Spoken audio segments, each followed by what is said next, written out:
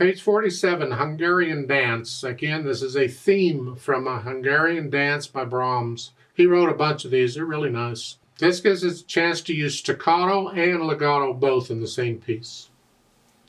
Otherwise, there's nothing new here. However, I want to talk about some stuff because I do see some other stuff.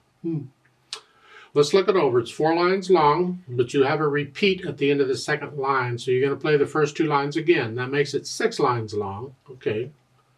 Treble and bass clef, we're back to 4/4 time signature.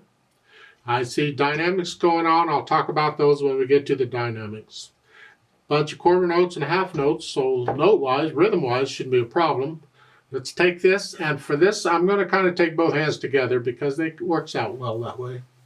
So it starts out with the right hand here on C, and then the left hand is G. We're on C position here, and it's just quarter notes. 1, 2, 3, 4. 1, 2. Okay, let's go to the third line. Measure 7. Half notes. 1, 2, 3, 4. 1, 2, 3, 4. Do that some more. So you get the notes and the rhythms worked out. Then we add the articulation. That's the slurs and the accents and the staccatos. You're slurring the first 2 notes together, but the second note is the staccato, so it's short. Let's connect them. But you have an accent on the first note, so you can play a little louder than you know. Give it a little extra. Measure 7, connect this together. Go ahead and lift up before you go on. Connect this. See that weird looking thing? That's a slur just going across both stabs. And then at the end, the last 2 measures, staccato, loud. So you put in the articulation, and then we add the dynamics.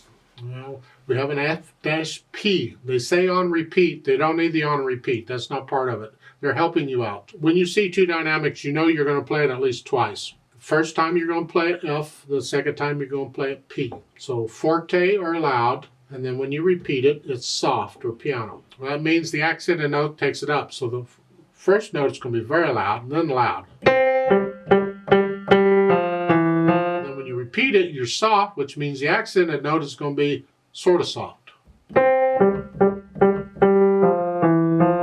then measure 7 back up to loud, both hands. And you're staying loud for the rest of the piece. Don't get over loud, okay? It's not super loud, just loud. Then speed, this is a fast piece. So that has to be accurate. What can you do accurately? Huh?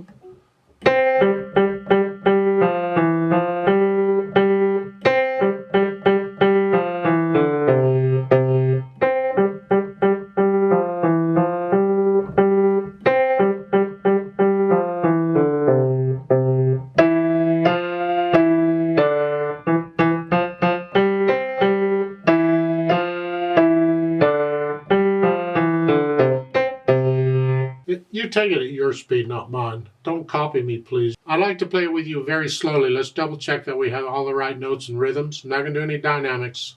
We will do the repeat, though. So I'll give us 4 counts. Let's just play it together slowly. Make sure you're playing the same note I'm playing at the same time I'm playing it.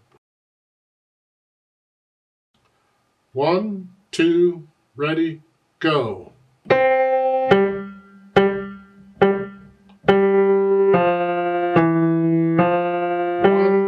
2, 4.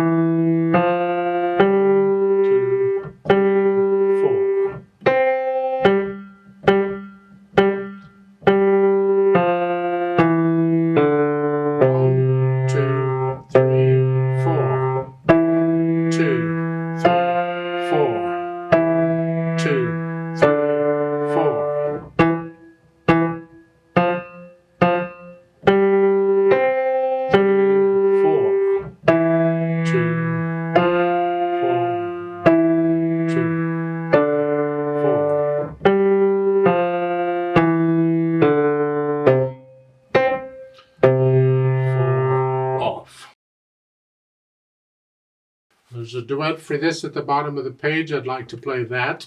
And you play what you just played. But you're going to go a little faster. And I need you to go up an octave again as usual. Same drill as before. You just pretend middle C and steady here goes up to the next C. And you play it all up here. So you up here. Play it up here. I'll give us 4 counts. 1, 2, ready, go.